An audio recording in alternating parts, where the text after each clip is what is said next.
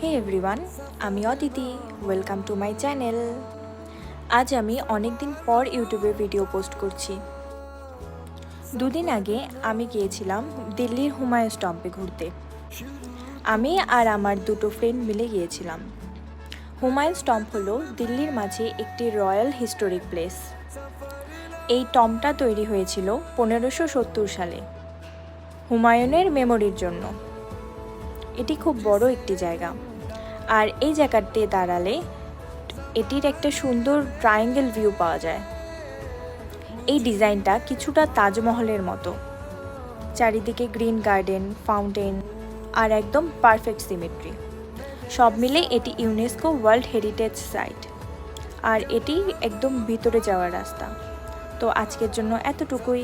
ভিডিওটা ভালো লাগলে লাইক করতে ভুলো না। বাই।